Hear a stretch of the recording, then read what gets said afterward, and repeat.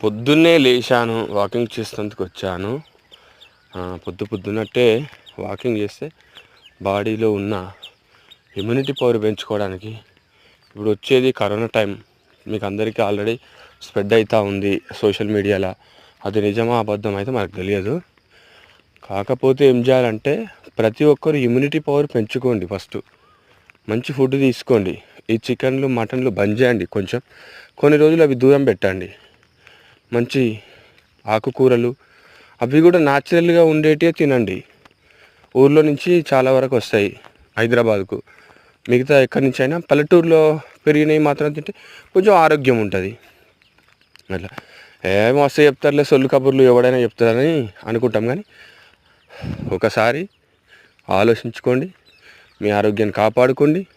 మీకు చెప్పడం వల్ల ఎవరన్నా ఒకరు వింటారేమో అని ఆలోచనతో చెప్తాం తప్ప పక్కన కూర్చొని మీకు తినిపియం మేము. ఎందుకంటే యోగా, ఆసనాలు, ఎక్సర్సైజు బాడీకి చాలా అవసరం. చాలా అంటే చాలా అవసరం. అర్థమైందా?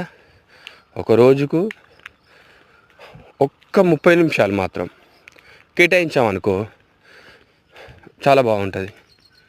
ఇక మనం ఆడాబుడిలా వెళ్ళిపోతున్నాం అనుకో మర్చిపోతాం, బాడీ బద్ధకం అయిపోతుంది. నీ పర్చులోకి వెళ్ళి, నీ జేబులోకి వెళ్ళి ఒక పర్చు కొట్టేస్తాడు ఒక దొంగ వచ్చి. కనీసం అని పట్టుకోవడానికన్నా ఉరకాలి కదా. నువ్వు ఉరకకపోతే ఎట్లా చెప్పు?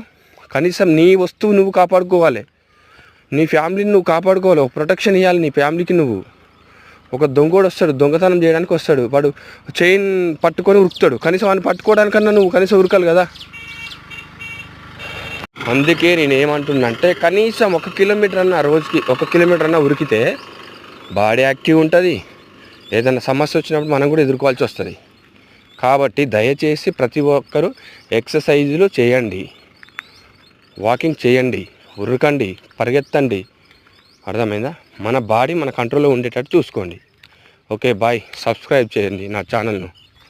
ఓకేనా? సబ్స్క్రైబ్ మై ఛానల్ దయచేసి చేయండి. లైక్ చేయండి, షేర్ చేయండి.